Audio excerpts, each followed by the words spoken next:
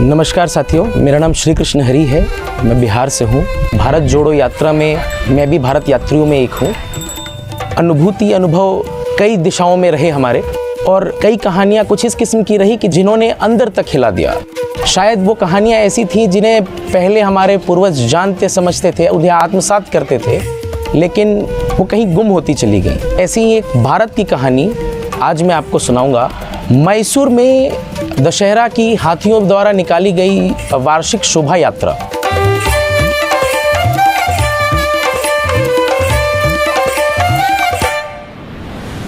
मैसूर की भव्य दशहरा शोभा यात्रा के बारे में तो हम सभी जानते हैं, जहां हाथियों का एक दल देवी चामुंडेश्वरी की मूर्ति 750 किलोग्राम सोने के हौदे पर अपनी पीठ पर लेकर एक शोभा यात्रा में मैसूर महल से निकलकर बंकीवट तक जाता है। लेकिन तकरीबन 80 साल पूर्व एक विचित्र घटना घटी। मुख्य शाही हाथी, जिसे ये जिम्मेदारी निभानी होती है, वो रहस्यमय तरीके से बीमार पड़ गया। महावतों ने, वन अधिकारियों ने, महल के सेवादारों ने, सभी ने प्रयास किया कि हाथी जल्द से जल्द स्वस्थ हो, लेकिन ऐसा हो न सका। महावत अंततोगत्वा हाथी को इमाम वली शाह जी की दरगाह पर लेकर गए और उन्होंने अपनी परेशानी वहाँ के सूफी संतों को बताई।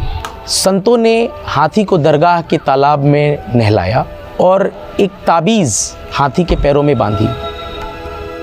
ताबीज़ ने अपनी शिफा दिखाई। हाथी जो कई दिनों से बीमार था, शाम होते होते स्वस्थ हो गया। महावतों ने और महल के सेवादारों ने यह तय किया कि भविष्य की सभी यात्राओं से पूर्व आयुध पूजा की शाम को, शाम 6 से 7 के बीच महावत हाथियों को दरगाह ले जाते हैं। वहाँ के तालाब में हाथी स्नान करते हैं। सूफी संतों को अगरबत्ती और बूंदी की भेंट अर्पण करते हैं। सूफी संत मयूर पंख से हाथियों को आशीर्वाद देते हैं और यात्रा की सफलता और हाथियों के स्वास्थ्य के लिए दुआ करते हैं। ये प्रथा निरंतर चली आ रही है और ये एक इबादत के तौर पर स्थापित है। उस शोभा यात्रा की शोभा इस प्रथा के बाद और भी उज्जवल हो गई।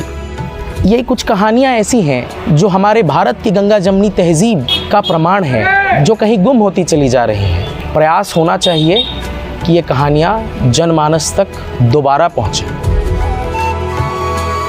भारत जोड़ो की यात्रा के क्रम में कहानियाँ तो यूँ कई आईं, परंतु इस कहानी ने मरम्मत कर दिया। वैमनस्य का जो माहौल आज देश में फैलाया जा रहा है, धार्मिक आधार पर, भाषाई आधार पर, प्रांतीय आधार पर जिस किस्म से देश के लोगों को बांटा जा रहा है, ये कहानियाँ हमारे उस विश्वास को सुदृढ़ करती है कि भारत अनेकताओं में एकता का देश है, विविधताओं में एकता का देश है। परंतु यदि इन कहानियों को आने वाली पीढ़ियों को नहीं बताया गया, तो क्या हमारी पीढ़ियाँ इस भाव को समझ पाएंगी, इस परस्पर सहभागिता के भाव को समझ पाएंगी?